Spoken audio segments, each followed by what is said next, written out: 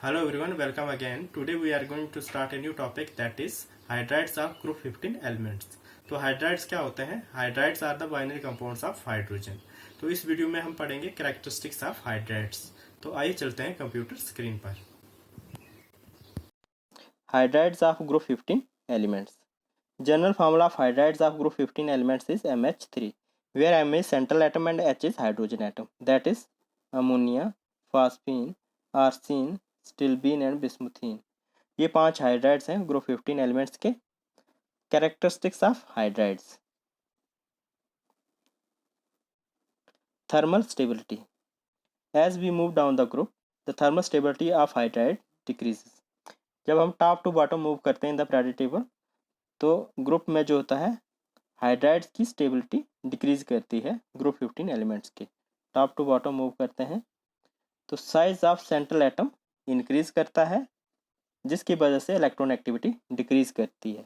Electron activity होती है the tendency to attract the shared pair of electron toward itself. Electron को खींचने की कैपेसिटी. तो जिसकी वजह से क्या होगा, साइज इंक्रीज होगा तो इलेक्ट्रॉन एक्टिविटी डिक्रीज होगी, जिसकी वजह से बॉन्ड स्ट्रेंथ डिक्रीज होगी. जब बॉन्ड स्ट्रेंथ डिक्रीज होगी तो थर्मल स्टेबिलिटी टूवर्ड हीट जो है डिक्रीज होगी, इजिली टूट जाएंगे बॉन्ड्स. फॉर एग्जांपल अमोनिया की बात करते हैं. 3 हाइड्रोजन जुड़े हैं और जब central atom more electron active है तो जो शेयर्ड पेयर इलेक्ट्रॉन होंगे वो टूवर्ड सेंट्रल एटम होंगे, जिसकी वजह से हाइड्रोजन टाइटली बॉन्ड होगा सेंट्रल एटम के साथ. लेकिन डाउन द ग्रुप जो है इलेक्ट्रॉन एक्टिविटी डिक्रीज होती है, साइज इंक्रीज होता है, जिसकी वजह से स्टेबिलिटी डिक्रीज होती है, बॉन्ड स्ट्रेंथ डिक्रीज होती है. सेकंड है बॉन्ड एंगल. बॉन्ड एंगल जो है हाइड्राइड्स का, these hydrides are covalent in nature. ये कोवलेंट कंपाउंड्स है, म्यूचुअल शेयरिंग ऑफ इलेक्ट्रॉन से बने हैं and pyramidal in structure. pyramidal shape होती है, स्ट्रक्चर होता है. As we move down the group bond angle decrease.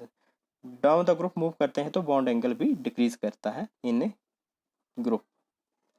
For example ammonia का बॉन्ड एंगल 103 है, फास्फिन का 93.5, आर्सिन का 92, इस तरह से डिक्रीज करता है अप टू 19. तो डाउन द ग्रुप जो है बॉन्ड एंगल डिक्रीज करता है. ये क्यों करता है? फॉर एग्जांपल अमोनिया की बात करते हैं. पैरामिडल स्ट्रक्चर होता है इस तरह से, 3 हाइड्रोजन बेस बनाते हैं पैरामिड का, और हाइड्रोजन जो है अपलिफ्टेड होता है फ्रॉम द बेस, और इसके टॉप पे एक लोन पेयर होता है. टोटल 4 इलेक्ट्रॉन पेयर होते हैं, जिसमें 3 बॉन्ड पेयर होते हैं और एक लोन पेयर होता है. तो जब सेंट्रल एटम जो है मोर इलेक्ट्रॉन एक्टिव होगा तो जो शेयर्ड पेयर ऑफ इलेक्ट्रॉन होगा वो टूवर्ड सेंट्रल एटम ज़्यादा अट्रैक्टेड होगा. तो जब बॉन्ड पेयर अट्रैक्टेड होंगे टूवर्ड सेंट्रल एटम, तो जो बॉन्ड जो होगी इसमें जो इलेक्ट्रॉन जो होंगे इनकी जो होगी इलेक्ट्रॉन इलेक्ट्रॉन रिपल्शन होगी. जो इलेक्ट्रॉन टूवर्ड सेंट्रल एटम आएंगे तो इनके बीच में साइज भी स्मॉल होगा, तो क्या होगा, इलेक्ट्रॉन इलेक्ट्रॉन रिपल्शन इंक्रीज होगी, जिसकी वजह से क्या होगा, रिपल्शन होने की वजह से हाइड्रोजन जो है एक दूसरे से दूर भागेंगे, तो बॉन्ड एंगल बढ़ेगा. लेकिन डाउन द ग्रुप क्या होता है, डाउन द ग्रुप मूव करते हैं तो साइज इंक्रीज करता है और इलेक्ट्रॉन एक्टिविटी डिक्रीज करती है, जिसकी वजह से क्या होगा, शेयर्ड पेयर इलेक्ट्रॉन इतने अट्रैक्टेड नहीं होंगे सेंट्रल एटम की तरफ, इतने ज़्यादा अट्रैक्टेड नहीं होंगे सेंट्रल एटम की तरफ. यहाँ पे कोई साइज जब इंक्रीज करेगा और इलेक्ट्रॉन एक्टिविटी बढ़ेगी, नाइट्रोजन की जगह जब ये एटम सब्स्टिट्यूट किए जाएंगे तो ये जो शेयर्ड पेयर इलेक्ट्रॉन होंगे ये दूर रहेंगे, थोड़ा इतने ज़्यादा अट्रैक्टेड नहीं होंगे, तो सेंटर में रहेंगे. तो इसकी वजह से क्या होगा, इलेक्ट्रॉन इलेक्ट्रॉन रिपल्शन जो है वो डिक्रीज होगी, कम होगी, तो ये बॉन्ड एंगल डिक्रीज करेगा. ये हाइड्रोजन रिपेल नहीं करेंगे एक दूसरे से. तो ये रीज़न था बॉन्ड एंगल के लिए. नेक्स्ट है बेसिक स्ट्रेंथ. बेसिक करेक्टर होता है ability to donate electron pair. Electron donate करने की कैपेसिटी को बेसिक स्ट्रेंथ कहते हैं. Due to presence of lone pair on the central atom. जैसे कि सेंट्रल एटम्स पे NH3 या PH3 सब के सब एटम्स पे क्या है, लोन पेयर ऑफ इलेक्ट्रॉन है, सब के सब हाइड्राइड्स पे. तो यहाँ पे क्या होता है, due to presence of lone pair on the central atom these hydrides are basic in nature. तो इसलिए ये बेसिक इन करेक्टर होते हैं।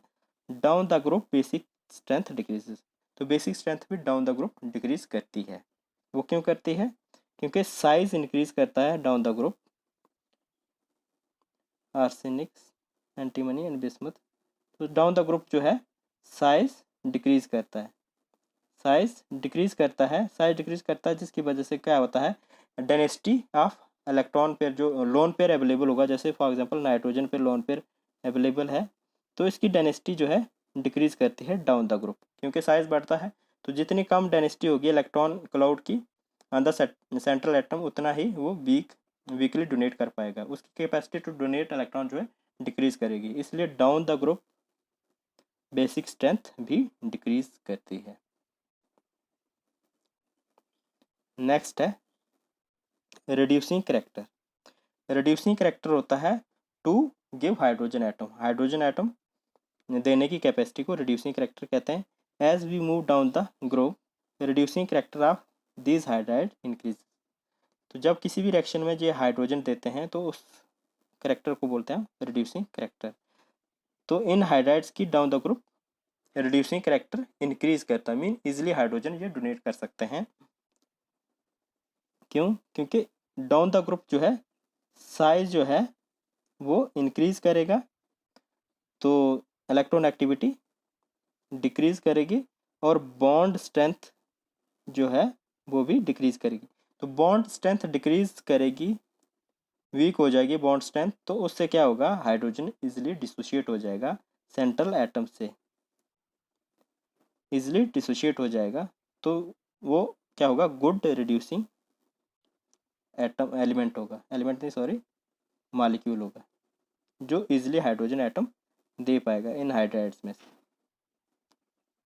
ये है रिड्यूसिंग कैरेक्टर। तो डाउन द ग्रुप जो है रिड्यूसिंग कैरेक्टर इंक्रीज करता है, क्योंकि स्टेबिलिटी डिक्रीज करती है, easily central atom hydrogen bond break हो जाता है।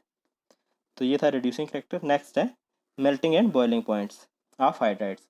मेल्टिंग और बॉइलिंग पॉइंट जो है from phosphine to bismuthine, melt boiling point जो है इंक्रीज करता है, बॉइलिंग पॉइंट इंक्रीज करता है।